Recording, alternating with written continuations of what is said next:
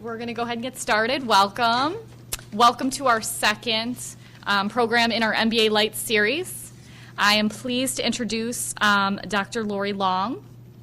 I also want, before I introduce her, I want to tell you that during the question and answer period, I'll be handing out some evaluations. If you've been to some of our programs before, they really help us with future programming, and I would love if you would tell us what you would like to see in terms of, we're formulating our MBA Light schedule in the spring. So if you have any thoughts on things that you'd like to see or learn or do, that would be really helpful. I would like to introduce Lori Long. She received her PhD in Business Administration from Kent State and a Master's of Labor Relations and Human Relations from Cleveland State University. Her work has been published in a variety of journals and other sources, such as the Journal of Workplace Learning, the International Journal of E-Learning. She is also certified as a senior professional in human resources through the Human Resource Certification Institute and the president of LK Consulting, LLC. She has over 17 years experience in practicing human resource management. So please welcome.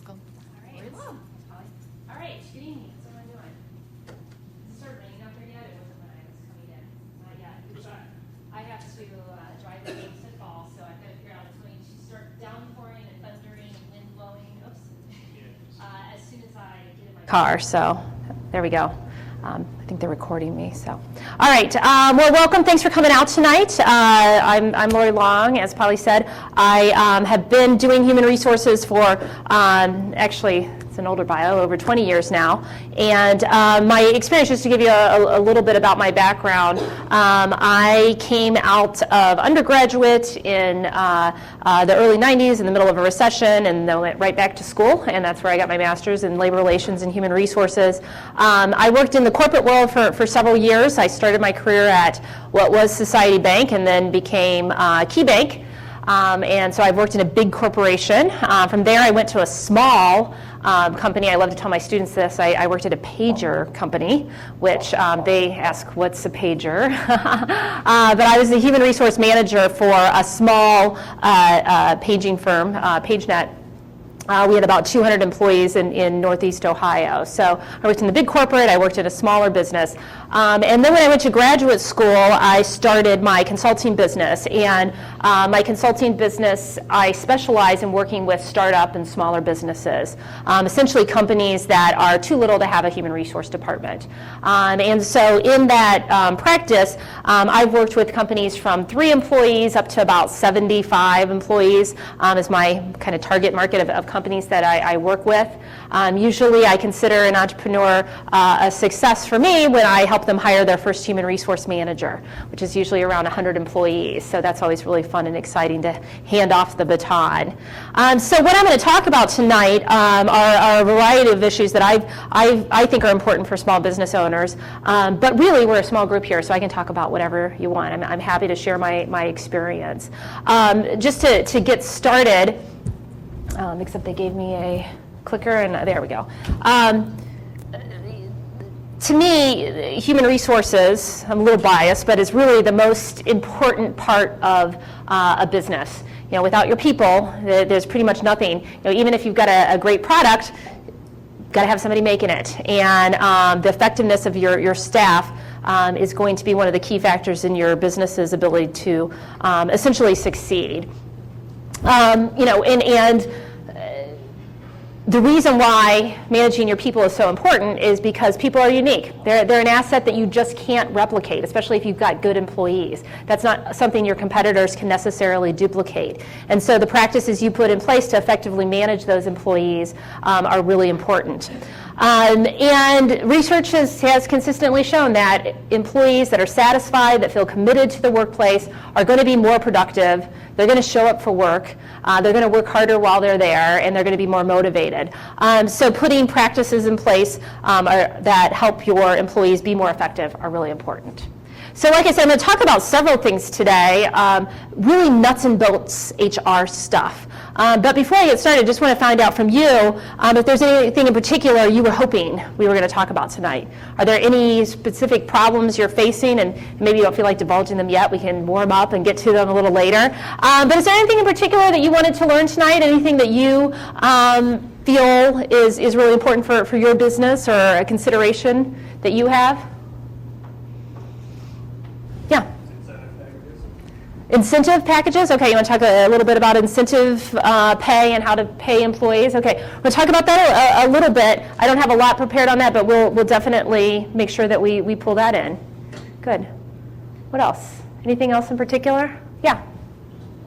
Ownership of intellectual property, contract. Okay, so on employment contracts as far as intellectual property, that's probably not something I'm going to be able to spend a lot of time on. It's something that, we're going to talk a little bit about basic policies and so forth, but that gets a little bit more complex, so we'll address that briefly, but probably not spend a lot of time on that, because that gets a little intricate. Yeah? Compensation for those very first early employees. Okay. Really don't have much money. Okay, so yes, the shift between, the balance between base and incentive pay. Okay.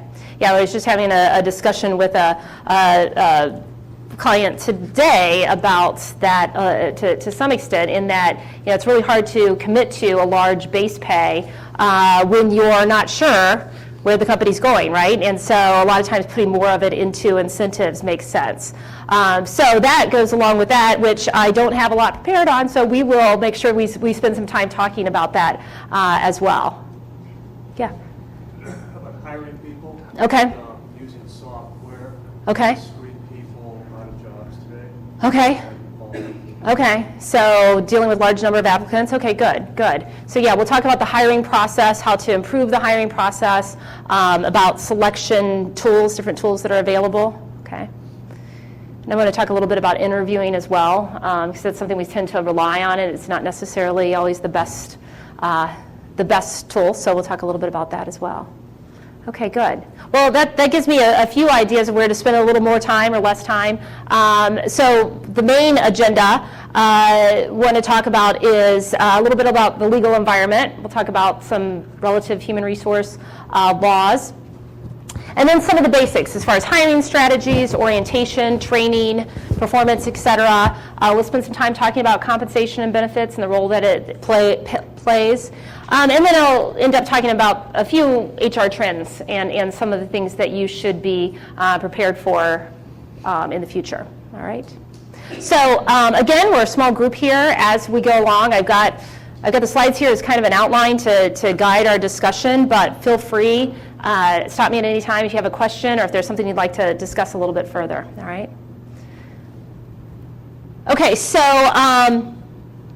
first of all, just want to, as we move forward and talk about our different HR practices, want to just review our basic employment laws, some things that you need to be careful with.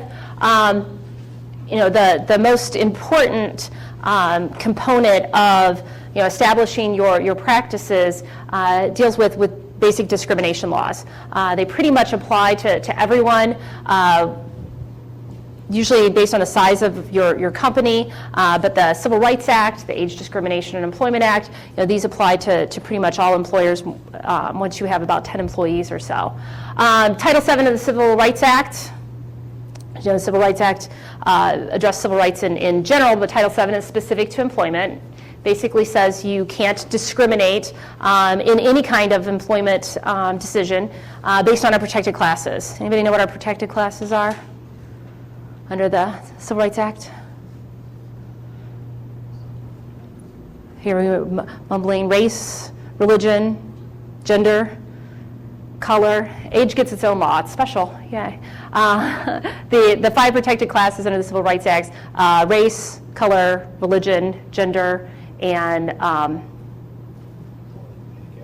no, disability gets its own law as well. I'm missing one. No, actually, that's a good question. Sexual preference, and I just had a discussion because gender is a protected class, and but sexual orientation is not yet protected. I have a feeling that it will be within the next 10 years. If you have any concerns with that in your workplace, I would err on the side of caution because you don't want to be the big case that makes sexual orientation a protected class. Age gets its own law, and remember that age discrimination employment, our protected class in that is over 40. But an important caveat of the age discrimination law is that it doesn't matter how old everyone is in the decision-making process. What's illegal is making the decision based on age. The protected class is over 40, so you can, discriminate freely against young people. You can say you're too young to work here, that's fine. But once you hit 40, any decisions that are made based on age. And I bring that up because, in today's economy, we have a lot of folks that are a little older and maybe have gotten laid off. And sometimes there might be the preference that, I want to go with the 50-year-old over the 60-year-old because the 50-year-old has, 10 more years to work. But if you make the decision based on age, even if both parties are a member of the protected class, that's still considered illegal discrimination. So, but 40 and above is what our protected class is. So I always enjoy sending my friends a congratulations, you're now protected under the ADA card instead of that traditional 40th birthday card. So that's protected class. Now, so the Americans with Disabilities Act, particularly challenging for small businesses. Again, it only applies when you have 20 employees or more. So if you have less than 20 employees, you don't need to worry about it yet, but as you grow, it's important. The ADA is significant for employers because in addition to not discriminating, you've got an additional burden that you must provide a reasonable accommodation for employees or potential employees if they are able to do the essential functions of a job with or without the accommodation. So the point here is that if you're approached by an applicant that potentially has some sort of disability, it's important to give them careful consideration. And it's also perfectly acceptable to discuss their disability with them and potential accommodations that they might need to be able to do the job. But it's something that you do need to be aware of. In addition to just not discriminating, you do have this additional burden to potentially provide a reasonable accommodation. So, questions? Yeah? Are there incentives for small businesses to hire persons with disabilities? There's nothing out there right now except as our economy continues to shift, there's certainly a push in that there's a lot of qualified disabled workers out there that are unemployed. So by exploring the market of employees with disabilities, it kind of opens up your recruiting abilities. You may want to check with the state of Ohio. I think they do a tax credit. And you could also check with a CPA firm about that. I believe there is something. A tax credit in the state of Ohio? Yeah. I think there is. Okay. The other thing is there's there's also a resource out there. It's called the JAN. It's a network. It's JAN.org that provides great resources on how to accommodate a wide variety of disabilities. Yeah. Are you familiar with the tax credit? Well, I was just going to add that there's a couple of very good resources locally, Goodwill Industries, Mm-hmm. some at DD Board are both in the business of trying to find work for people with disabilities, and so they could probably give you more information about the incentives. Good. Yeah. What did you say about 20 employees or more? Is that for all of you? No, that's for the Americans with Disabilities Act, right. The other, the Civil Rights Act, ADA, I think the 10 is the number of employees, the minimum. That the ADA is at 20 employees. So another thing I want to mention about all these laws and discrimination in particular is that there is there are two different ways to discriminate. Isn't that exciting? Disparate treatment, which is what you would typically think of as discrimination, when you have blatant policies, not policies, but practices that, maybe I'm a school district and I don't hire females in the principal role because I think males are better disciplinarians. That's a disparate treatment. That's having, policies or practices where you actually somewhat intentionally discriminate. The tougher one for employers is this disparate impact. And that's when you have a seemingly neutral employment practice that has a different outcome for members of a protected class. So let's say that you have a mathematical ability test, and statistically women don't do as well on the mathematical ability test, that has adverse impact against women and could potentially be discriminating. Except when? What do you need to be able to show with any tests that you utilize if you want them to be legally defensible? Yeah, it relates to the job, right? So, it's very important. So we're going to talk about some different selection tools and so forth, but it's very important that you make sure that whatever selection tool you use, you're able to prove that it's job related. That is, that the employee actually needs the skill or the ability that they have in order to effectively do their job. So questions? Just want to talk a little bit about harassment. This is an area where it can cause a small business a lot of problems, a lot of headaches. Harassment cases can be very expensive, and so the best strategy is to avoid them altogether. So first of all, harassment is considered a form of discrimination under Title VII of the Civil Rights Act. There's no extra sexual harassment law. It's basically an evolution of case law over the last 30 or 40 years. So that's important because the nature of the law changes based on court cases and decisions that are made. And so one of the things that we know about it is that there are two types of harassment, quid pro quo. You want to know their Latin? What does that mean? This for that, right? So this for that, so that's the harassment that you think of more traditionally as far as, asking for a date in return for a promotion. But that hostile environment is the more common kind of harassment that we see. And that is when you have an environment that is sexual in nature, but hostile and intimidating to a victim. And a wide range of behaviors can be considered harassment, from joking around to inappropriate touching or displays of pictures and so forth. It has to really be pervasive in order for it to be legally illegal harassment. However, somebody can file a complaint with the EEOC at any time. So it's a good idea to eliminate all those types of behaviors in your workplace. With the discrimination with it being a form of gender discrimination under Title VII, that's important to remember because as a result, we also can have claims of racial harassment, age, religion, ethnic origin. So you can have harassment cases based on all of those. So what do we do to avoid harassment claims? What's important to do? What do you think? What's that?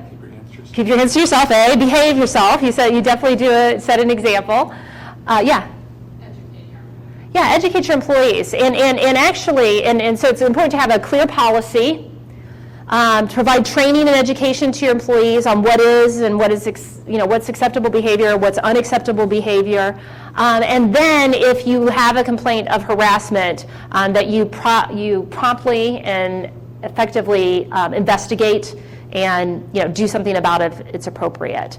And this is really important because you can actually successfully defend a harassment case even if it actually happened, if you show that you as an employer have made a reasonable effort to prevent and eliminate harassment in the workplace. That can be a defense, because it's impossible to have your eye and ear on every situation in the entire company. So the more that you do to prevent it from happening, the more you lessen your liability. So I suggest that employers do a harassment awareness program, once a year. And it really doesn't have to be anything complicated. It could be, here's what the law is, here's what our policy is, don't do it. And if you feel you're being harassed, here's what you should do. And here's somebody that you can go talk to. So the more you can do to educate your employees, the less you have liability. So questions? eventually we might see. Ohio, we're a little fortunate in that our employment law tends to follow the federal laws. Other states have more stringent laws. So California is the state that has probably the most stringent human resource laws. In California now, you're required by law to provide all employees 4 hours of harassment training every year. And I wouldn't be surprised if down the way other states adopt that as well. So some of the keys to compliance is just kind of the basics. Have a well-written employee manual, an employee handbook of some sort that has clear policies in it. An employee manual is useful for many reasons. How many of you have a manual or some sort of handbook at your? Okay, good. It's important because it, first of all, documents that you have policies and so forth. So if you are ever charged with some sort of discrimination or harassment or something, your well-written policy is part of your defense. But it's also a good tool to communicate to employees. It also helps as you have managers that are making decisions, different managers making decisions, helps with that consistency. From a legal perspective, the more consistent you are with your decision making, the better position that you're in. So that's really important as well. Written job descriptions and job specifications are really important. It's hard to do. It's hard to keep job descriptions up to date. However, to protect yourself from discrimination, if you say, I selected this potential employee over this one because they were better qualified, you need a document that provides evidence of what the qualifications for the job were. So a job description with specifications is really useful to protect yourself. And again, it goes to communicating with employees as well. And part of that is, actually, evaluating and understanding jobs and making sure that you classify them properly as exempt or non-exempt. And we're going to talk a little bit more about that in a little bit here. Consistent management decisions and training of your managers or supervisors or anybody that's making decisions on what are our policies and how to be consistent with our policies. It's a good idea, especially in smaller businesses, before any action is taken as far as writing someone up, the disciplinary measure or something along that line, that you have somebody within the organization that's kind of the central person that okays those decisions, usually the company owner or manager, or someone, so that decisions are reviewed for consistency. It's when we have lax standards over here, but we're really strict over here, that we tend to get into problems, because the female over here is the one that's picked on, and she knows that the guy over here does the same thing and doesn't get ever written up. And that's where you get into problems. Questions? Okay. So I want to talk a little bit about recruiting. And recruiting's not as hard at the moment because we've got a pretty good job market out there. But I'm starting to hear from some of my clients that there are certain positions that they're having problems filling. What are typical sources you utilize to find new employees? And hopefully also tonight amongst us we can maybe share some things as well. So things that you do that work. What are good sources of employees that you utilize? Yeah. Online, interns, Okay. referrals. Okay, so we've got employee referrals. Anybody have an employee referral program where you pay an incentive for employee referrals? That's useful. You don't want to rely on that entirely. From a legal standpoint, that kind of brings you the diversity that you have, so you want to use other resources. But an employee referral program where you offer an incentive payment for an employee that anytime we hire someone that you refer, we pay you some sort of payment. Online resources are good. I've had actually a lot of success recently using LinkedIn as a place to post jobs. It's a good place to reach a wide variety of employees, and it's an easy one to pass along via your own social network. But online and locally here, like cleveland.com and so forth. The key in identifying sources of candidates is to consider, who is your target market? Who is a good worker for our company? one of the first jobs I ever hired for when I was in banking was the bank teller. And at the time, those teller positions were really hard to fill. And so we sat back and thought about, well, who is our target market? Well, we need somebody that has experience handling money. We need somebody that can count cash and keep track of cash. We want someone also that's part-time, because our teller positions, we didn't really have very many full-time positions. We hired most people part-time, so we wanted somebody that was seeking part-time, that wasn't just willing to take part-time until something better came along, but that was actually looking for part-time work. And our advantage that we had to offer was that, we offered banker's hours, so we were off on holidays and things along that line. So we actually went out to the mall and set up tables. Not sure why the mall let us do it, but it worked, but set up tables to collect applications from workers that were on their breaks at the retail stores. It was very effective. But we thought that was we're like, where are people with cash handling experience that want part-time? Well, they're probably working at the mall because that's a good place. And we offered a more stable environment for those folks, so we were able to pull in a lot of applicants that way. We also had a lot of success in those tellers hiring folks that had been stay-at-home parents that were ready to come back to work because it was part-time, it was banker's hours. So we thought, where do we find those folks? And so we started doing speaking events at PTA meetings where we would help people brush up their resumes. And at the end, we would say, and when you're ready to send your resume out, give it to us.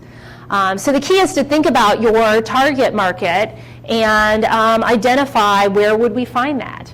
I had a client recently that was looking for a good front desk person, a receptionist. And it was a good opportunity, but it was kind of in a small community, and they wanted somebody that was kind of in the local area. And they had ran an ad and just were getting not great sources. So they talked to the UPS guy, who not only came into their office, but went to hundreds of offices in the local area and said, hey, put the word out. We've got a great opportunity here. If you know anybody that's not happy that you're delivering to, send them our way. So the key is to think about who's your target market and how can you reach them. If it's a certain kind of professional, obviously in the professional journal or something along that line. But in some cases, it might even just be the help wanted sign. A lot of times we forget about that. I had one client that I was working with that was hiring just kind of machine operator and entry-level people. Their firm was in an industrial park, and they had been paying a temp agency a premium to find people for them. Well, I convinced them to go to Home Depot and get a piece of plywood and a can of spray paint and write help wanted, stick it in front of their building, and within a week they had about 100 new applicants, people driving home out of the industrial park at the other businesses that noticed their sign. So think about who your target market is and where, how you can get to those folks. So questions, any problems you're having with recruiting, any difficult positions that you have?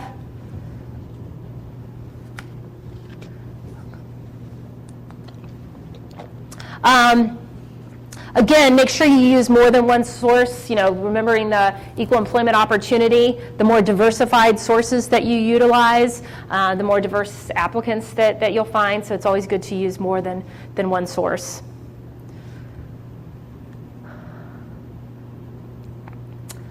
Okay, so using selection methods, using different selection tools. It's important that any selection method you use be reliable and valid. So a reliable and a valid tool is one that gets consistent results and also measures what it says it's going to measure. And so if you utilize a selection test or a tool that you purchase from a publisher, you want to make sure that you ask for information on the validity and the reliability of the test. Some of that's going to be challenging to interpret, but you want to make sure that they at least have some data available that shows that the test actually does what it says it's going to do. A lot of test publishers tend to sell tests based on the fact that everyone likes it, anecdotal evidence. I can give you a client reference that says it's a great test. That's not going to be good evidence if you ever have to defend the test later. So you want to make sure that the test has really been kind of scientifically validated to do what it's supposed to do before you utilize it. So from the selection method, the key thing is to set up some sort of process. Oftentimes we just have maybe an application and then an interview, but it's a good idea to kind of have a more well-rounded process. And generally what I recommend is to kind of list the competencies and the skills and abilities that you're looking to recruit for, and then set up selection methods to make sure that you're screening for that. So if it's that you need a minimum level of experience, obviously through the application process you can go through those applicants that have the minimum level of experience. Now you were asking about online tools as far as, was there something specific you were looking at, or? No, I was actually asking about software. Okay. That is used to screen out job applicants and the controversy over that today. Okay, so as far as the fact that it possibly searches for keywords and eliminates candidates that might be actually viable, good candidates? Yes. Okay, yeah, and have you used any? Have you used through a? No, that's what I'm learning about. Okay. Yeah, and I'll say in my experience, the clients that I've worked with that have used, so the clients that I work with that have used tools are smaller businesses that really haven't invested in significant software, but they've utilized tools provided by like a LinkedIn or Monster.com. Some of the online services have screening tools that you can use. But the concern that they actually screen out qualified applicants is pretty valid. It does happen. However, our own processes, including interviews, often screen out good applicants. When you talk about the validity of an assessment, there are very few assessments that are entirely accurate.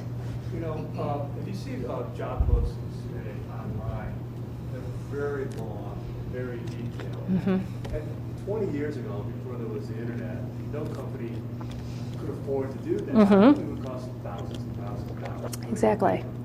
But they do it, and it's like, they're all looking for purple squirrels, and it's impossible to meet all the criteria Mm-hmm. for what all these companies are looking for. And I wonder, how do they come up with all this criteria? And nobody's that perfect candidate. Yeah. Well, and the other concern with that is there's also very sophisticated job seekers who, know how to pepper their resume with the right keywords. And so that's another reason why those systems tend to not really be effective, because oftentimes it's more about who's good at writing a resume that has a lot of keywords in it. And so in particular for a small business owner, again, unless you happen to be utilizing Monster.com or one of the online sites where you're getting hundreds of resumes that it's physically difficult for you to screen, I don't think using that kind of software is effective. Now, I have colleagues that work in big companies where they literally do get hundreds and hundreds of applicants for each job they have. And so they've invested in that type of software in order to help it make it manageable to get through the applicant pool. But statistically, any source that screens out applicants is going to have some false negatives, some people that should have been hired, that are actually qualified, that you screened out, as well as false positives, folks that come through that really aren't that qualified that make it through the process. Anyone else using any kind of selection tool beyond the background check or the interview and an application? There's an advanced feature in LinkedIn. Mm-hmm. That's a screening tool. Yeah. And LinkedIn as well as other sites will offer that. And again, if you're getting a large number of applicants, that can be useful. But if you're not, it's better to take the time to review the applicants. And again, so you have a process where you review applications for your basics, and then consider possibly other assessments. Research has shown cognitive ability is actually the best predictor of performance in pretty much any job. A lot of my clients use some sort of screening tool on cognitive ability, like the Wonderlic. It's a test that's been around for many years. It's used by the NFL. So I like to joke, if it can pick a quarterback, it can most likely pick a machine operator. But some sort of assessment tool. A lot of employers like personality assessments, especially in smaller businesses.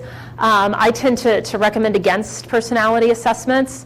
They're useful in the interviewing process to help you better understand the candidate, to learn about maybe questions to ask the candidate, and to enhance your interviewing process. But generally, personality as a screening tool isn't necessarily a good idea. There's really no perfect personality for every job. While there's certainly aspects of a personality that might make one candidate a better fit at your company, it's not necessarily a good tool. But also, there's integrity tests, work sample tests, and particularly if you're a job that you have requires some sort of specific performance in using a skill. Even designing your own work sample test can be useful. And then the interview process, and I want to talk a little bit more about interviews and how to improve your interview process, but that's certainly important as well. And then a background check. At the very minimum, it's a good idea to verify past employment as well as education. I'm always surprised at how many people provide false information, and it's a great way to screen out somebody that's not going to be successful on the job, because typically if they are not forthcoming on an application, there's going to be other problems later. But there's a lot of good background. With today's technology, there's a lot of good background check services that will do those kinds of things for you at a very reasonable cost and very easily.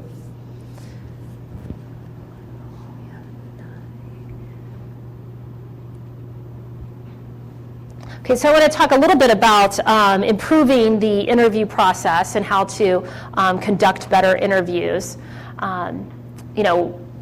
Again, most of us rely on interviews, and they can be really good predictors of performance if done well.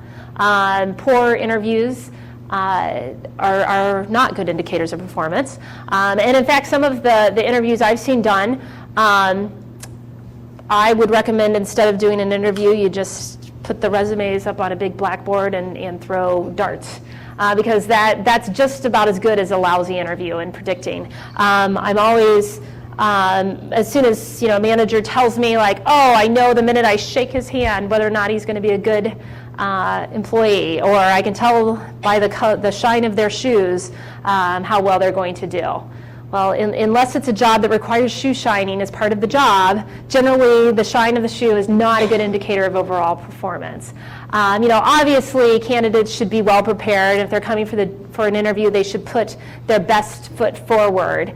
But a really good, in-depth, job-related interview will go a long way to help you understand who's going to be the better candidate.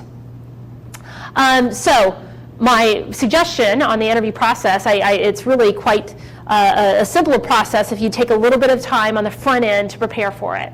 So the first thing I suggest you do is pull out that job description that you hopefully have, or whatever you have that outlines what exactly you expect in the employee. And then you go through a process of kind of listing. This is what we're looking for. These are the competencies or skills we're looking for. So we need someone that's really organized, that has an ability to prioritize their work, that has project management experience, and kind of list those key competencies, skills, or experiences that are most important.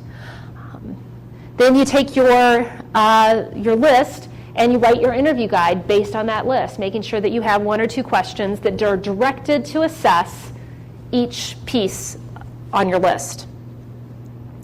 And those questions, I typically ask employees or candidates to start off with some self-evaluation questions, such as, what are you really good at? What are you looking to do in your career, and so forth. A level of self-awareness is important, and will help you decide if the candidate is being honest with you, and so forth. But the core of your interview should be those questions that are behavioral or situational. You obviously should ask some resume questions to understand what the employee's previous work experience is. So there should be specific questions for each candidate.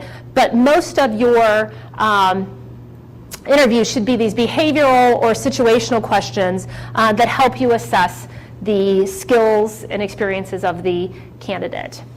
So a behavioral question. Does anybody know what that is? What's a behavioral question or a behavior-based question? Have you ever heard that term before? Yeah. You will ask a question like, tell me a time when you did this or that. Mm-hmm. Bless you. For the answer. Okay. Yeah, there's a few different acronyms that people use, the STAR, and we'll talk about that. But a behavior-based question is a question that asks for a specific past example of a behavior. So if I think that organizational skills are important, I might say, tell me about a time that you had to organize your work. How did you approach it? Or if customer service is a skill you need, tell me about a time where you had to deal with a difficult customer. And the key is to make sure you probe and ask questions that get at those specific behaviors. So I mentioned an acronym. Some interviewers use the acronym of STAR to make sure that you get all of the information. So STAR stands for, the S is situation or the background. So where were you working? What were you doing? The T is the task or the problem. What was the problem that you faced? A is action. What specifically did you do? And then R is the result. What was the result of whatever happened? I'll give you an example from very early in my career, and I mentioned this one because when I first started working in human resources, I was trained on behavior-based interviewing, and I wasn't entirely sure that this was the way to go. But one of the things I was told is that when you do behavior-based interviews, you're more likely to elicit honest responses because when you're asking for specific examples, it's kind of harder for people to make stuff up. If you say, tell me, about your customer service skills, somebody very easily can say, well, I have great customer service skills. The customer is always right, and I know that. And that's it's going to tend to tell you what you want to hear. But if you discuss specific examples and you ask those probing questions, then you're going to tend to get more honest results. So one of my very first interviews, I was interviewing the bank teller, and I interviewed one of our standard questions was, tell me about a time you had to deal with a difficult customer. And so this woman had worked as a bank teller at another bank. And so she immediately said, oh, I've dealt with lots of difficult customers. That's, you get those all the time in the bank, and I'm always, treat them with respect and blah, blah, blah. And so I pressed forward. So I first of all want to get that situation and the task, the problem. Tell me specifically, about a customer and how you handled it. So she came up with a story of a customer that had come in, and she was having difficulties with her accounts and so forth.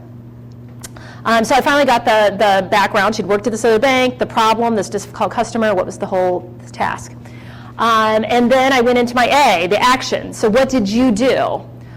And her first response was, well, we're trained to always, that the customer's always right, and she gave me the pat answer, but probed a little bit more. But, well, tell me exactly what you did in this circumstance. That's what you're looking for in that action, is what they did. And she started telling me about finding the problem, and kind of brushed over it, and I kept asking questions, probing a little further, and then what'd you say, and then what'd you do, and trying to get to what actually happened, the result piece of it. And finally she said, well, I went and got the bank manager because they didn't pay me enough to deal with that kind of stuff. So I was like, okay, this actually works. If you push hard enough, you get the real response. But honestly, the behavior-based questions, research has shown that they're the most predictive of future behavior. Past behavior is the most predictive of future behavior. And granted, not everybody will have done everything right in past jobs, but they should at least be able to assess from it what they learned. So what the result was is that we lost the customer, but I learned that next time I need to do this. And if they're able to show that, that's good. Sometimes, you might be dealing with more entry-level positions where they don't have a lot of experience, and so situational questions are similar. It's more of the what would you do? Again, it's not as indicative of performance, but if you're interviewing someone for a job in an area where they've never worked, it's an entry-level position, a situation-based question that asks them what would they do is helpful as well. So any questions about structuring the interview? Okay. So just some guides in actually conducting an interview. First of all, follow the guide. I've had lots of managers and supervisors who've gone through this exercise of putting together an interview guide, and then the interview starts and they put it aside and start asking whatever they want. So force yourself to follow a guide. I always get the feedback from managers that, well, but that seems very unfriendly, and I've been in interviews where they've got a guide and it's not, it's too structured. Doesn't matter. You're trying to assess. This is somebody you're going to spend a lot of money on. So if it's a little awkward and a little formal, it's fine. You have time at the beginning and at the end to build rapport and have conversations. But make sure you follow your guide and follow it with every applicant. Here's where you get in trouble legally is when one person you follow this guide rigidly, the next person you just have a conversation with, and then you just pick based on your feeling. You can defend your position better, you can defend your decisions better if you actually follow your guide and make your decision based upon those qualifications that you set out in the beginning. I also make sure that you ask those follow-up and probing questions. If they say, why did you leave this last job? I was fired. A lot of times that makes us uncomfortable and we don't want to know anymore. But ask, so why were you fired? What happened? Tell me about it. Don't be afraid to ask those detailed questions and to push for more answers when you feel like they're being vague. Ask follow-up questions. Take notes. It can be a little distracting. I usually tell applicants at the beginning, you're going to be telling me a lot of information. I'm going to take notes if you don't mind, because especially if you're interviewing a lot of different people, they start to blend together. So good note taking is important. However, it's also very important that the notes you take, you make them very related to the job and the interview. I've had managers who've written comments about a candidate's appearance in their notes, which they do so they can remember the candidate, but that's when you can get into trouble from a legal perspective if you start noting too much about their physical characteristics. So keep job-related notes. And I recommend using an evaluation form. And when I say evaluation form, nothing fancy. I create a form that has my skills, knowledge, etc. that I'm trying to assess on this side, and then on this side, kind of a rating 1 to 5. And room for comments. So if I'm looking for organizational skills, on this side I rate, this person was a 4 and this is why. And they shared an example, but it was kind of a weak example. But those evaluation forms, especially when you come down to 2 really good candidates, can be very helpful in comparing. You can compare them directly on the skills and also the skills that you think are most important. And then finally, make sure you give the applicant a chance to ask questions. Remember that the selection process is a mutual one. You're evaluating the candidate for the job, but you also want to make sure that the candidate, wants to work for you and feels that they're a good match for your organization. And this is the opportunity that they have to ask questions and be prepared to answer them.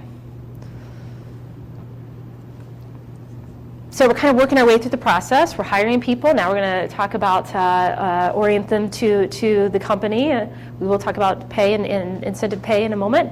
But any questions on the hiring process? Any problems you're having in hiring? Yeah. Is there a difference between hiring a consultant and a permanent employee? Okay, the question on hiring a consultant and a permanent employee. As far as how you go about selecting them, except for the part that you don't really use an employment application, but conducting your interviews and so forth should be about the same. However, what you need to be very careful about is determining if the job is really a consultant's job or an employee's job. I assume you're familiar with the IRS guidelines on what an independent contractor is. If you're not, the IRS provides a 20-point test to determine if someone is actually an employee or a contractor, and you should make sure you use that as a guideline. Generally speaking, the more autonomy the person has, the more likely they're a contractor. But I will tell you, when the Department of Labor doesn't have a lot going on, they like to pick on small businesses that hire independent contractors. They see it as a way that you're trying to get out of paying overtime pay and giving them benefits and so forth. So it's something that is scrutinized. So the IRS, the 20-point guidelines are a good starting place. And it has to do with more about how you manage the person rather than what they do. But they need to have control over their work, when they come to work, how they get their work done, those types of things in order to be an independent contractor. There have been several cases where an employer has certain rules as far as how they assign work to contractors that's been determined that you're treating them like an employee. And so it's also important to, once you hire someone as an independent contractor, to make sure that you continue to treat them as an independent contractor. It's an ongoing relationship. And in addition to that, typically with an independent contractor, you have a contract, right? Which is good. You need to do that, but that alone isn't enough. Those have been pretty much dismantled as a defense that this person is really a contractor because they have a contract. It's more about how you treat the employee, whether you treat them as an independent contractor or you treat them as an employee. Does that make sense? Is that kind of what you're getting at? So I always bring that check sheet out and go through it one at a time to make sure that you're properly classifying them. Yeah? Challenge comes when they're not, when you don't dictate what they do or how they do it, but if you assign them to a customer who has a set schedule and requirements, now they're on a schedule, not for you, but for the client. Yes. How do you handle that? That's a good question. I don't know that I've ever had to deal with that. I do have I do have one client that has a situation like that, and I think that because they're an independent contractor for you, and you're not the one dictating their work, you're just giving them the particular assignment, it's okay. However, I'm a big advocate for calling up the Department of Labor and asking for guidance on a situation like that. The one issue I did encounter with a situation like that, they didn't have any problems with the IRS as far as the classification as an independent contractor, but we crossed into some liability issues because of they were dealing with kind of a harassment issue at that workplace. And so as their contractor, they were responsible for it. And my client was kind of letting it go, saying, well, he's an independent contractor, he's over there on his own. But his attorney advised him that you still do have some liability to him because you are paying him to be there.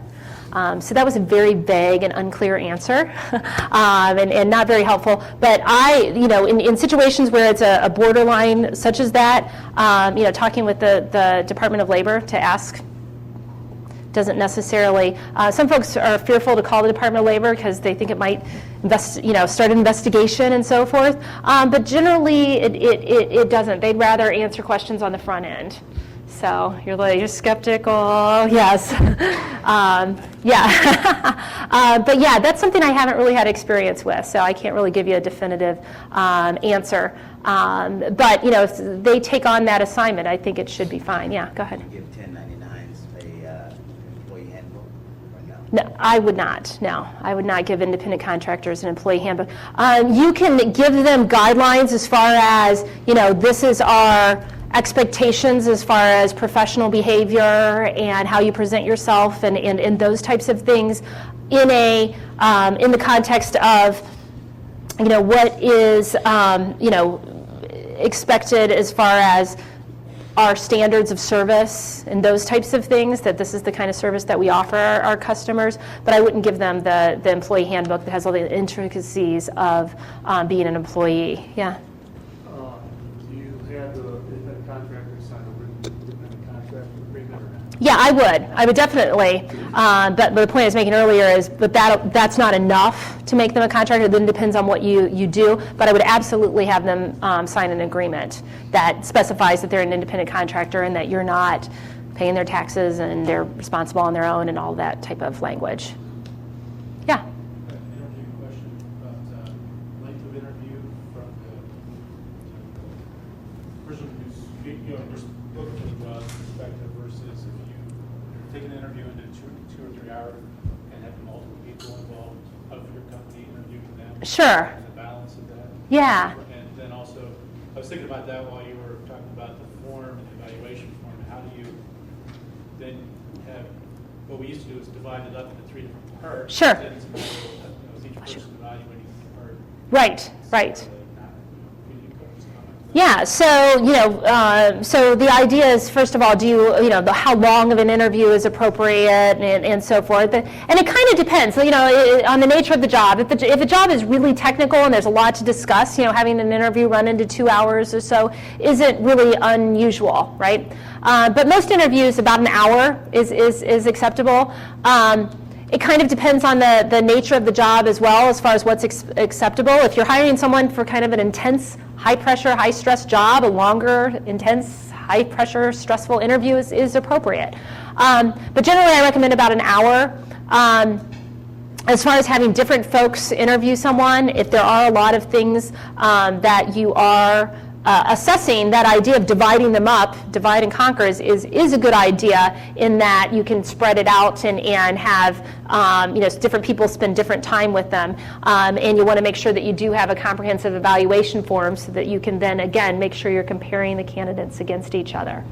As far as an interview day, there's pros and cons. I mean, certainly an interviewee can get fatigued in the interview process if you have 3-4 hours of interviews with different people. By the 4th person, you kind of don't remember what you told the first person and so forth and where you're at.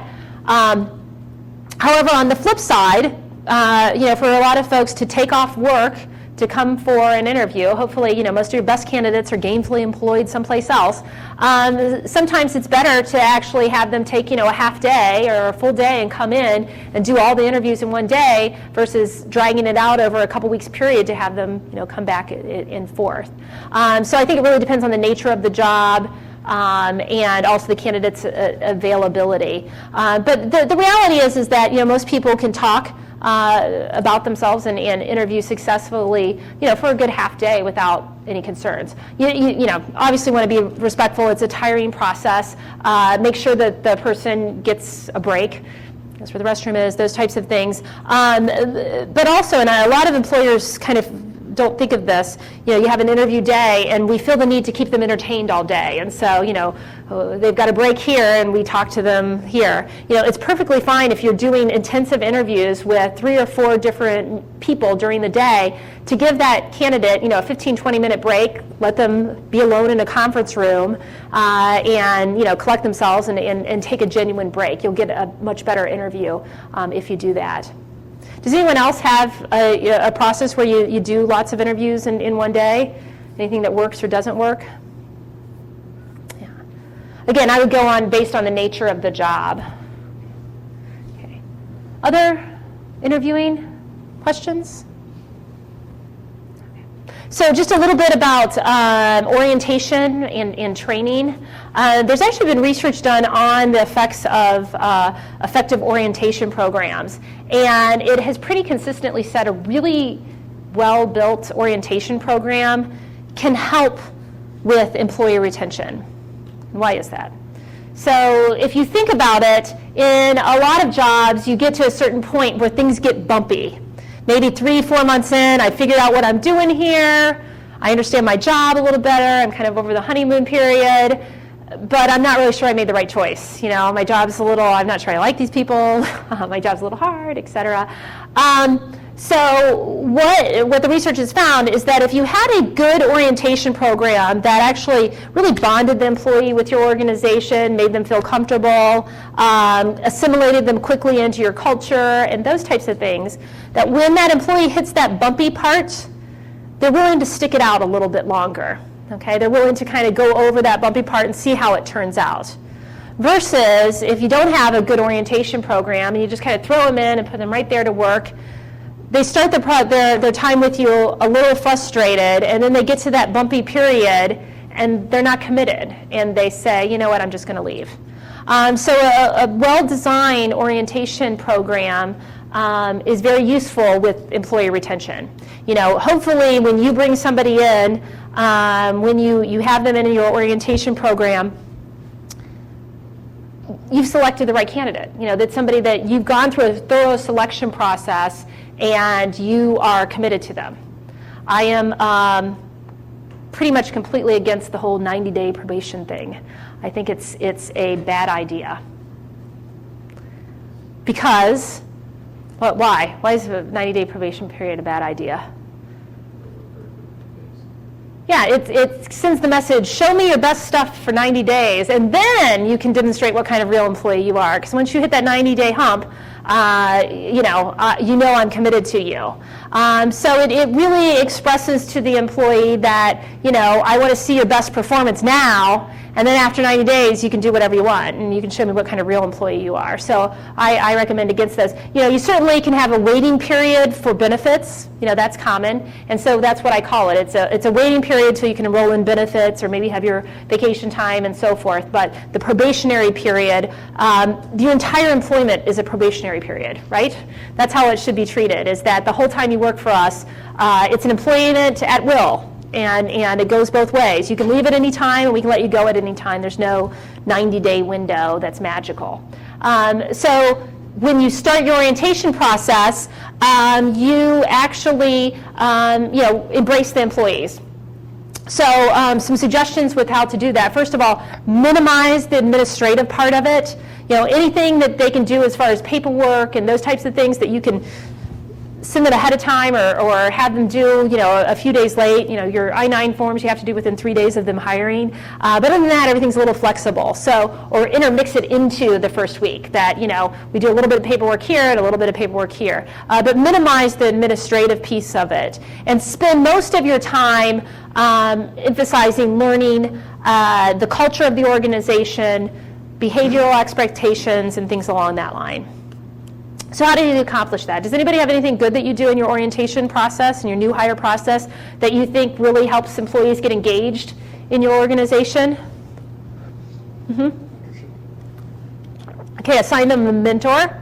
And you can do that on many levels, but designating someone in the company to be their buddy or friend or pal, to take them out to lunch the first couple of days. And I even suggest during the first week having a kind of a rotation, somebody to take them out to lunch every day, or at least have lunch with them every day during the first week to talk about the informal things. Spending time with the leaders of the company is useful. Most of you are with smaller companies, but even as a company gets bigger, having some time to sit down and talk with the leaders of the company one-on-one is a good way to engage and really put forth, here's the mission of our company. This is what we're trying to accomplish, and shows them that you really care about each and every employee. But focusing on the little things, think about yourself, like when you started a new job, think about the most frustrating job you ever started and what did or didn't they do. So things like having everything ready to go, having their computer password set up, having all the supplies they need, having a desk for them to sit at, all of those things help create a welcoming environment. I can't tell you how many stories I've heard of people that go and started a new company, and they come and tell me that, I kind of thought I showed up on the wrong day. Nobody knew where to send me. Nobody was expecting me. They gave me a binder to look at, and then they disappeared. And, that doesn't welcome somebody into the company. So I can't really tell you exact steps in an orientation process because it depends on your company. But the key thing is it should be customized to your company. It should help them understand the culture. It should help them get to know people. And spend time with people in your organization. Questions? Yeah? Statistically, for training, is the issue standards from a total economy change from a percentage of revenue? Do you have these statistics? So the question is on how much training to provide and so forth. So large organizations like the ASTD, the American Society for Training and Development, publish reports about how much learning per hour employers provide and what percentage of revenue you spend on training and so forth. I'll be honest, I don't look at that very often because most of my clients it's not comparable because the data that they track are on really big companies, and so it's not necessarily comparable. So for smaller companies, so is there a certain percentage? Yeah, I don't know that there's any data out there that indicates. For me, in my experience, it so depends not only on the company but on the nature of each job, how much training is appropriate. That it's hard to really tie it down into a number. I will say that it's more than you think it is. No matter what you think it is, you think the employee needs this much training, probably a little bit more than that, and that's a good way to gauge it, is a little bit more than you think that they need. And if you're not sure, if you have a company that is small and growing, one suggestion that I found is effective is part of the orientation process, sitting down with the new employee and saying, okay, so what do you need to do your job? You're new, we're small, let's together put together your training plan. Because, chances are most people that come to a small company have significant experience someplace else, and they often know what they need to learn. So sitting down with the employee to put together a training plan is a really good idea. And talking to the employee and getting feedback from them about what they're missing. A lot of times an employee is new to a company, they're not going to tell you, no one spent enough time with me on this, because they feel like, that's admitting defeats, that I didn't figure it out, et cetera. But if you have a pointed conversation with them to say, okay, on a regular basis, particularly the first few weeks of employment, day one, what is it that we need to see? Here's my idea of our training plan. What am I missing? What do you want us to spend time on? If they don't know at that point, come back in a week. All right, what are we missing now? What do we spend time on? In small businesses, good training methods, cross-training, having employees spend time with other employees even if they're not going to do their job. So if you have a sales representative, having them spend an afternoon with your billing person is invaluable, because the billing person is going to tell them all the things that they find annoying about sales reps, and how to fill out their paperwork properly and those types of things. So consider having them spend afternoons and significant amount of time with those people that they're going to be working with. Yeah. What suggestions would you have for virtual employees that might be in different states or even different countries? Okay, so working with employees that aren't physically. Hiring, training, the whole. Yeah. Well, first of all, and I've actually done some research on virtual collaboration and what makes it effective. And oftentimes we use virtual employees and so forth because of the convenience of not having them physically there and so forth. The most important thing is to remember their people and develop a relationship with them first, somehow. So, some companies that have virtual employees, if it's possible to actually bring them in physically and have them spend some time with you, is a great way to start off that relationship and have them get to know you. However, like you said, they might be in a different country or something along that line, so that's not necessarily possible. A couple of things that can be effective. First of all, the key thing, again, is to have them get to know you as a person or get to know whoever they're working with as a person. We have a tendency when we have a virtual employee to have them just jump in and get to work because you know what, you don't work with us anyway, so we don't really need to get to know you. But the research has shown that if you fail to develop that relationship with them, that when they're having problems, and their commitment to getting things done is much lower. So making sure you have an integrated way of getting to know them. So some ideas, if they can't come into town physically, having discussions via Skype or some sort of video conferencing so you can see their face and talk with them. Make sure that some of that time is spent just in casual conversation. And if they're in another country, I would brush up a little bit on cultural issues first to make sure that you discuss appropriate things. But another thing that a lot of employers have found useful, I mentioned personality assessments. As I said, I don't really recommend them necessarily for selection, but as a get-to-know-you tool, I think they're wonderful. So using a personality assessment such as the MBTI, is everybody familiar with that? Myers-Briggs? It's the, I'm an ENTJ or whatever. Using a tool like that with all of your employees and then having some sort of discussion, even if it's virtual, with okay, here's my type, here's your type, here's how I like to work, etc., is helpful. So the first thing is get to know them in a personal way. The second thing is have very clear communication guidelines. That is, have a very specific, okay, here's how we're going to communicate. Is it via email? Is it through our online chat system? How are we going to communicate with each other, and have that spelled out. And then along those lines, also have clear expectations. We respond to emails within 24 hours. Or if you're in different time zones, what are expectations? If you do have somebody that's in a really far time zone and you have to have meetings, be respectful of that. Occasionally have the meeting at an inconvenient time for you.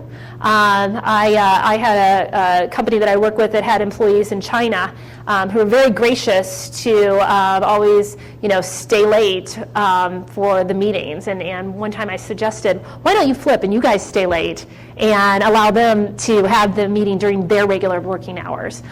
So, be respectful of that piece as well. Anybody else have success with virtual employees? Yeah. The other way that is if it's a team environment and a minority of them are virtual, that do a conference call or whatever, that you make everyone virtual, not half the people that are here in the conference room with the same phone and the rest of them away. You put a Skype session or a meeting together and everyone just stays at their queue, even if you're all in the same place, just to make sure. Everyone's got equal footing. That's a great idea. Yeah. That's a really good idea. So have if you have virtual meetings and there are folks that are virtual and folks in person, have the in-person folks just join from their office. That's a great idea. Anyone else? Good. Is that helpful?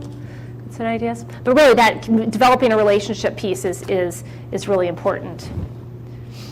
Okay. Other questions.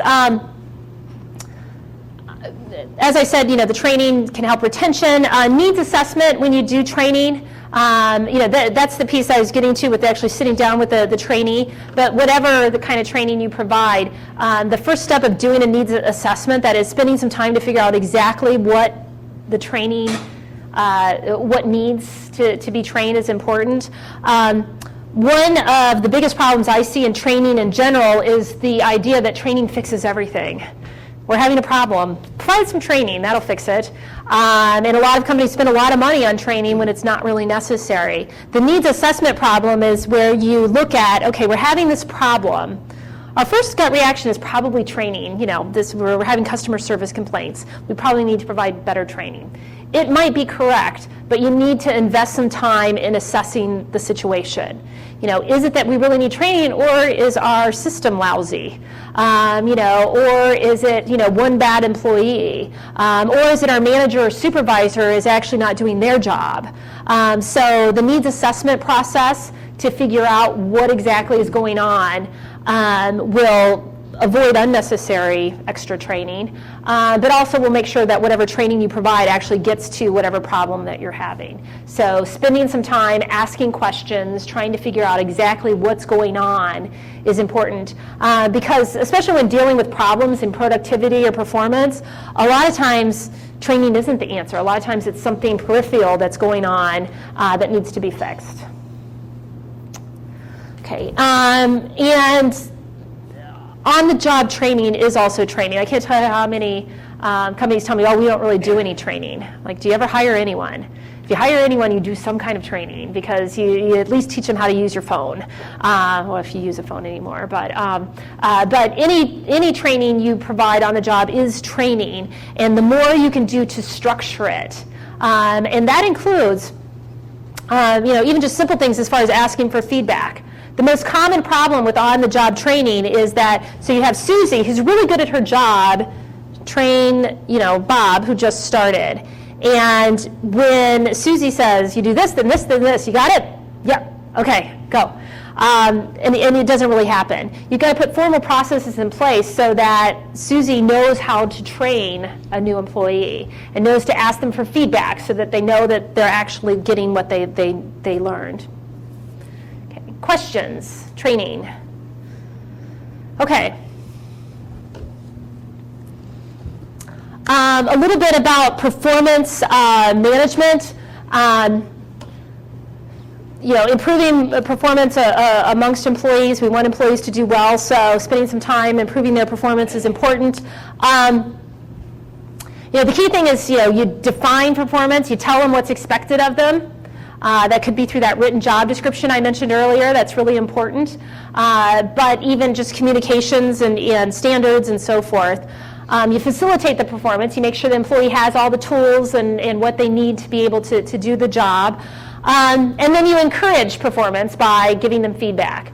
And then one tool to do that is a written performance appraisal. Does anybody use formal written performance appraisals?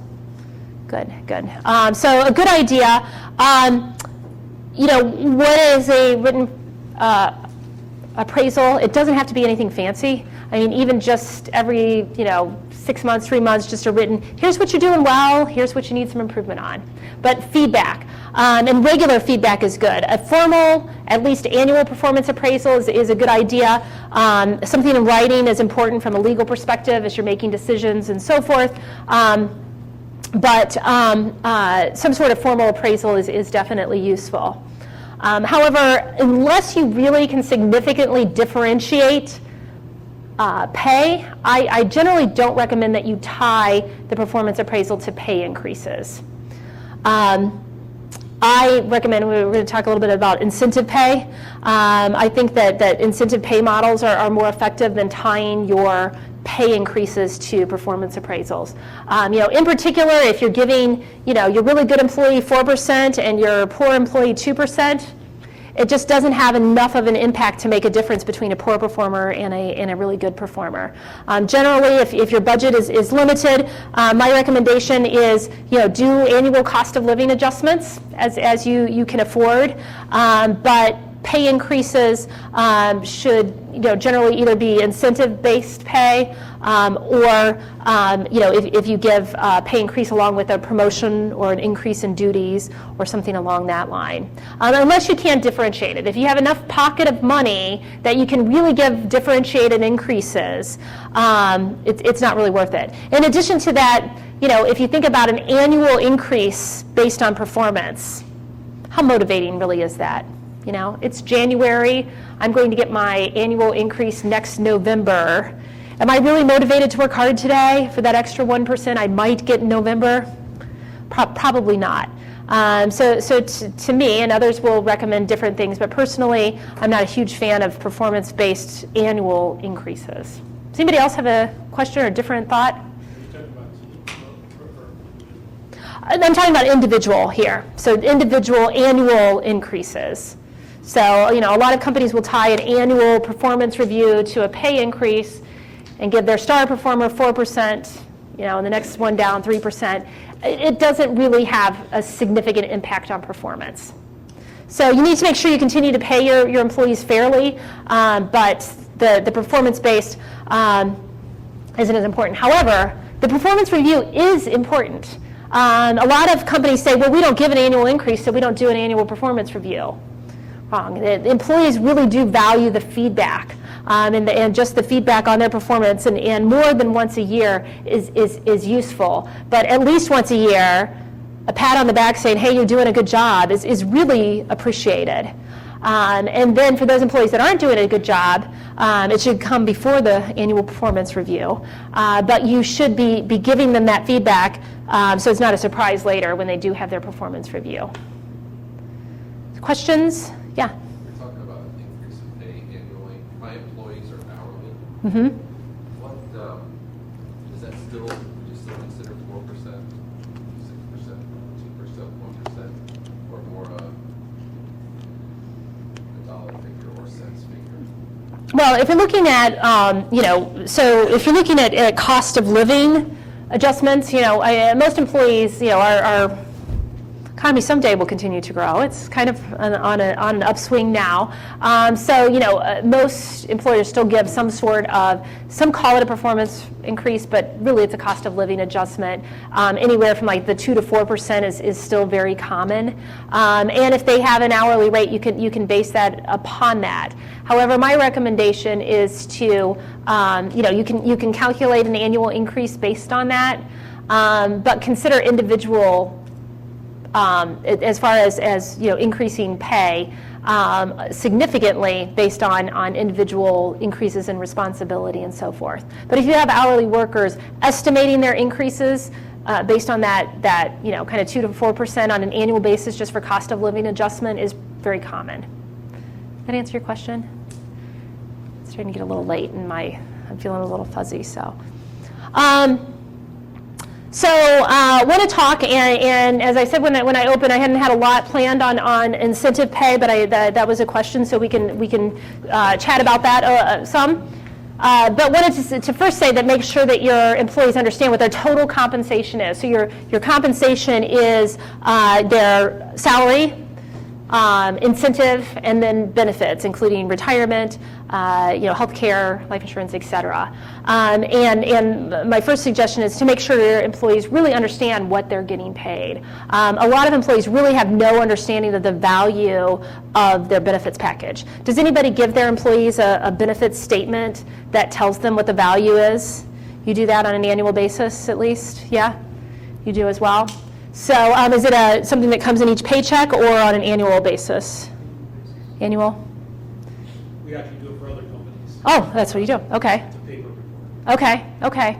So I think it's a really good idea because, again, employees don't necessarily know that value, and when they're evaluating themselves in the marketplace, you might offer more generous, retirement and healthcare and so forth. You might be spending more per employee than your competitors are, and so giving them that picture. And most, employees, I haven't seen a recent statistic. You might know, Bob, but usually at least 30 to 5% of your total compensation is benefits and those other things that aren't necessarily in your salary. So communicating that to employees is really important so that they understand their total compensation package. Most employers, again, base it in salary and the benefits and then incentive pay. As far as benefits in being competitive, it's a good idea to look at maybe what your competitors offer. But most importantly on benefits, particularly when you get beyond just your health care and your retirement as far as other benefits that you offer, it's a good idea to ask employees what they value. A lot of employers, I just talked to a client the other day that was telling me how much he spends per month on gym memberships for his employees that they don't actually use. And I'm like, why are you doing that? He's like, well, it's a good idea. Someone told me that it was a good idea. I'm like, did you ask your employees before you offered this? Does anybody go to the gym? Or would this be valuable to you? So asking your employees for insight on what they find valuable. You might find that some things such as the opportunity for flexibility, which costs you very little, is highly valued versus something you're spending money on. Starting with your employees and outlining what kinds of things you offer is really important. So your base plus some sort of incentive. As you're looking at pay rates, you need to consider what the market pays. So when we evaluate if we think our pay is fair, we look at what people outside of our company make, but we also look internally at internal equity. Are people in like positions in our organization or like levels in our organization paid equitably? And then you have the opportunity for incentive pay. And I know you mentioned earlier sort of questions about, was there anything in particular about incentive pay or just kind of what trends are there? Or? Yeah, I think there's trends, Mm-hmm. different ideas. I mean, how do you, first of all, set benchmarks, and then how do you tie pay to those Benchmarks, right. I'll talk in kind of general terms because it really depends. In designing a incentive pay plan for particular employees, particularly if it's going to be a high percentage of their pay, I actually recommend engaging a incentive pay consultant or expert, which is not my area, but because there's so many intricacies and also a good understanding of what market values are, employing somebody to design a package for you is a good idea. But some general things. First of all, the less complicated, the better. the more simple it is to understand for you and the employee as far as what your pay is, the more likely it will be impactful. A lot of employers start designing an incentive pay plan, and they start adding all these variables in that, okay, well, we need to account for attendance, and so we need to add some points for that, and we need to add some points for the customer service. And it gets so complicated that the employees don't really understand, what is it do I have to do to get more money? So the key thing is to make it simple. Make it tied to something that's related to what the organizational objectives are. If it's that your company wants to grow, is it quality? Identify those things that are important for the company as a whole as kind of targets. Another piece that's important to decide is the frequency of the incentives. How often do you pay? And again, it's really dependent on the nature of your business. If you have really long sales cycles, you might have less frequent incentive payment plans. But the more immediate, the better. So the quicker the employees can see the results of their productivity in their pay, the more effective it is, essentially. So if you have productivity-based incentives that, it takes you 6 months to process, well, if I'm getting my paycheck today for what I did in June, it's really hard for me to feel motivated about it. So opportunities to do that. I don't know if you have a specific target kind of job that you're having a challenge with, or if anybody has a specific kind of job to talk about, or anybody have a successful incentive pay plan that is working for your organization?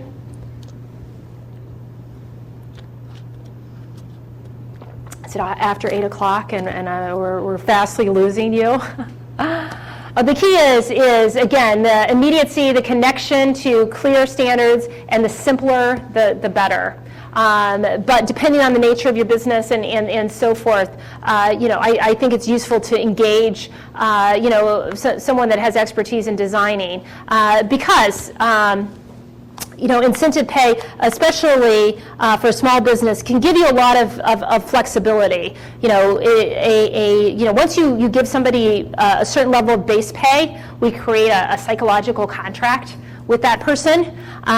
You can lower someone's base pay. There's nothing illegal about doing that, but it typically has nothing but negative effects. However, you can easily restructure an incentive compensation plan based on what's going on in your company. And employees are much more flexible with their incentive pay, so that's an important component of it. Yeah. How do you feel about bonus company-wide, as profitability is on the annual basis? Yeah, so some sort of bonus related to company profitability, I think is pretty effective in smaller businesses, especially when every employee feels tied to the bottom line.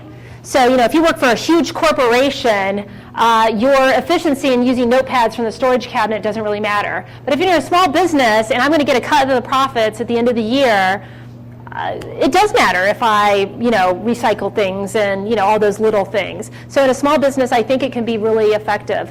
I think that, possibly channeling that bonus into like a pension type arrangement is useful. That can be a good way to contribute to a pension plan.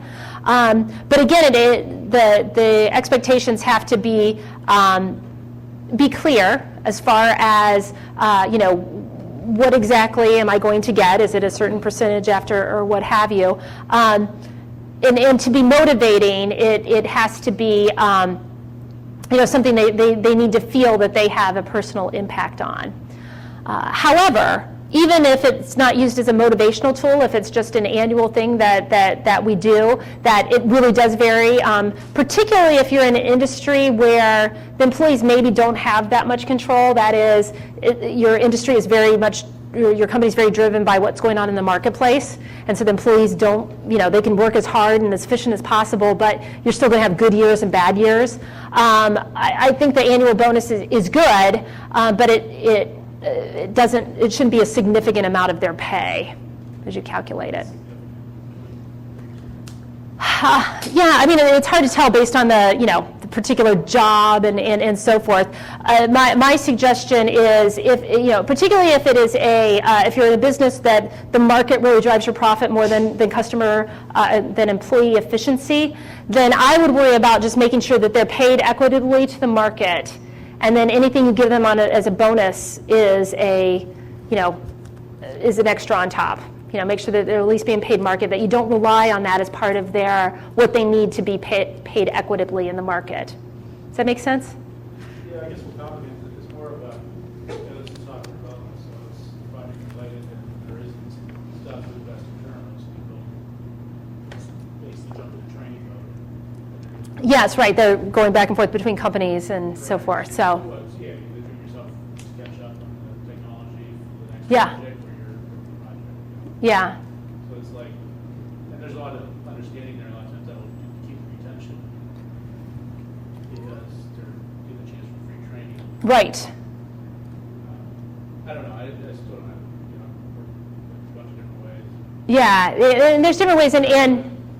as you said, as somewhat of a retention though, strategy that, some guidelines along, when we do this and on an annual basis, and you have to have been with the company for X period of time to be eligible to participate in it, and so forth. Sometimes if you put rules around it, guidelines around it, it can help with retention, because people, if it's a good chunk and it's worthwhile to stick around for, that is useful. My suggestion would be and I'm not sure in the software a good source off the top of my head, but to look at a benchmark against competitors, and to find some data to show what kind of incentives competitors are giving, to make sure that you're either at or above where competitors give those types of bonuses. And within any industry, there's there's benchmarking data out there. You got to kind of go out and look for it. So. The other thing I want to talk about is on total compensation is the whole exempt, non-exempt classification. So the Fair Labor Standards Act is the law that sets out who gets paid overtime, essentially. So again, the titles are counterintuitive. Exempt employees are those that are exempt from the law, and it's based on the nature of their job. Those employees that are non-exempt are those that are subject to the law. One of the biggest mistakes I see employers make is in classifying exempt versus non-exempt. And if you classify folks wrong, and if you get audited by the Department of Labor, it can be very expensive. Because if you have employees classified as exempt employees that really should be non-exempt, you may be subject to pay them past overtime and plus penalties by the Department of Labor. So back to those written job descriptions. They're very important because then you utilize them to determine if an employee is exempt. And the Department of Labor actually has really good descriptions on how to be exempt on their website. It's useful. The biggest mistake I see small businesses make is this rule about salary. So exempt employees must be paid on a salary basis. They must receive the same amount of salary every week, regardless of how much they work during that week. So if everybody comes in and we have to close down the company because we don't have any business this week, if I came in and worked Monday morning for a couple hours, you have to pay me for the full week because I'm an exempt employee. So that salary basis test is an important test for exempt employees. But where I see this mistake is the assumption that just because I pay you on a salary, you're exempt. And that is not true. You can pay your non-exempt workers on a salary. You might have a secretary that always works 40 hours a week, so we always give her the same pay. But that does not make her exempt. What makes someone exempt is what they do in their job. So you can have salaried, non-exempt employees. And those employees, if they're non-exempt under their job description, even if you pay them on a salary, if they work overtime, you have to pay them overtime. So, if you've got your secretary who you pay her on a salary and something goes wrong with the system and she has to stay Thursday night for 3 extra hours, you must pay that person overtime. So I urge you to, if nothing else at the end of the day today, go back and review all of your jobs and make sure that you have them properly classified as exempt or non-exempt. A few things about non-exempt workers. They should be paid overtime for any hours worked in more than 40 hours in a given work week. So you should have designated a given work week. It's up to you to decide. In the restaurant business, oftentimes the work week is Wednesday to Tuesday, because if we're facing overages, we can send people home on Monday and Tuesday because there are slow days. So you can determine what your work week is, but you need to determine that, and you have to pay non-exempt workers overtime if they work more than 40 hours in a work week. Also, non-exempt workers, this is another favorite one that a lot of employers mess up. You can give non-exempt workers breaks, unpaid breaks, but those breaks have to be at least 30 minutes in duration in order to be unpaid. So if you have workers that are not exempt and you send them and they have lunch, but if the phone rings, can you grab it? You cannot make that time unpaid. If an employee does anything in their unpaid break, they have the right to be paid.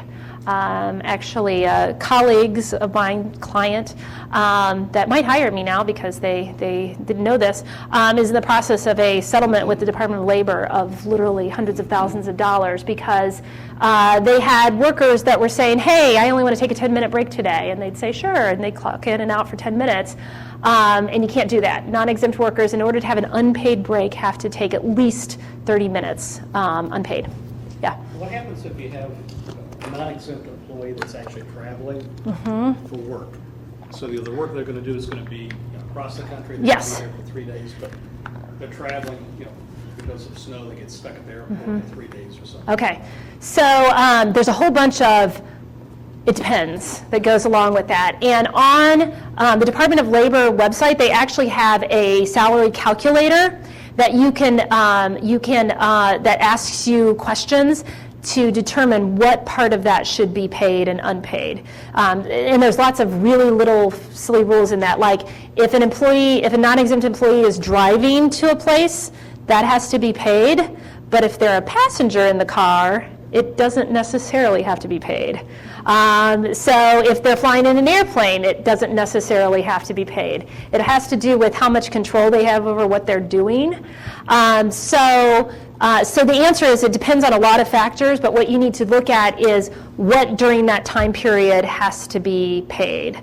A thing where they're stuck because of the weather, probably most of that time doesn't have to be paid if they're not working, even though they're stuck there.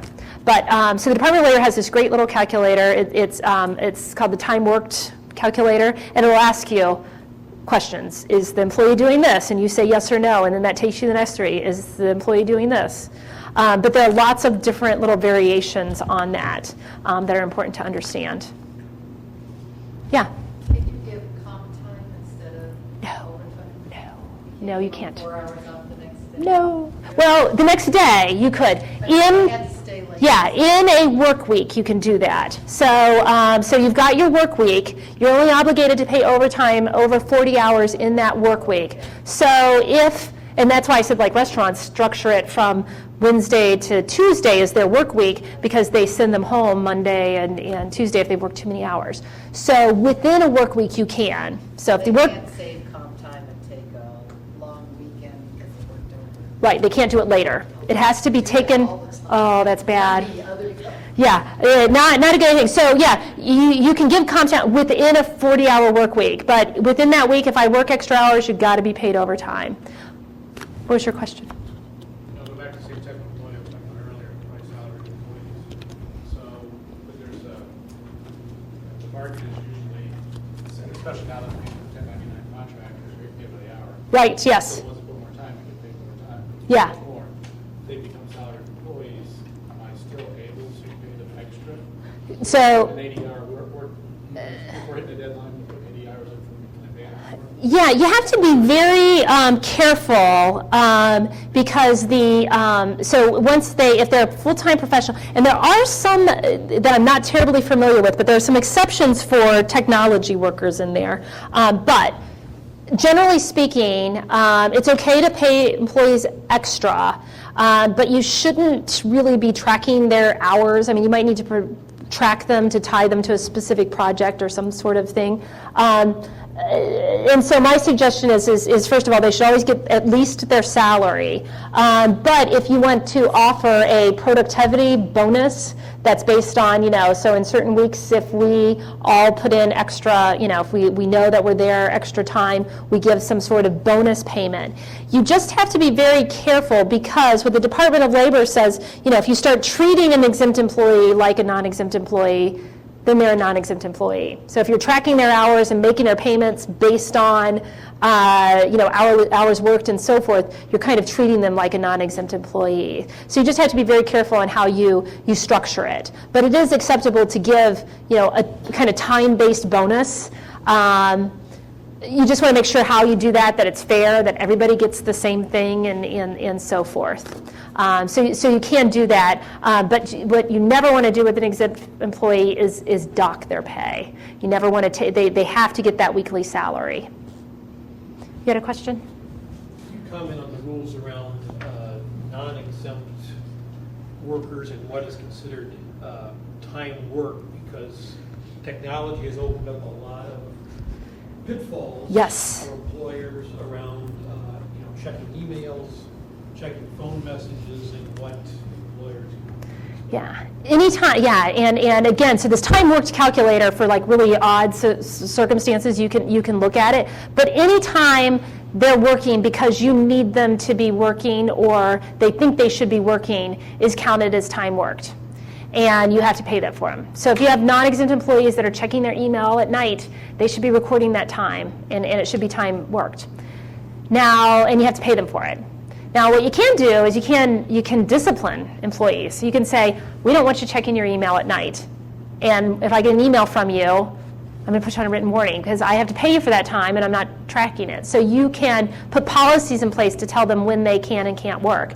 But especially if you're expecting them to check their email at night or answer a phone call on the weekend, any hours that they work should be tracked and paid. Other questions? Yeah. I have one that goes along with that. So if we wanted to create, say, an employee survey. Okay.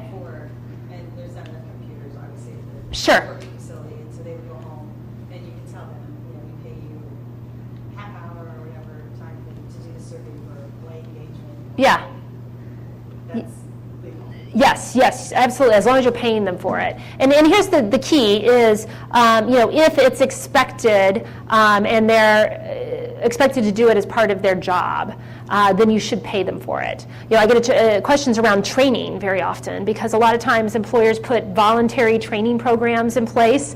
And, training, you have to pay for it if the employee is expected to complete it. Now, if you have a lunch and learn when you bring in, an investment advisor and it's voluntary, you don't necessarily have to pay them for that time if it's not benefiting you as an employee, as an employer. However, back to if it's expected. So if it's an engagement survey and we track who did it and there's an expectation that you do it, then we should pay you for that time.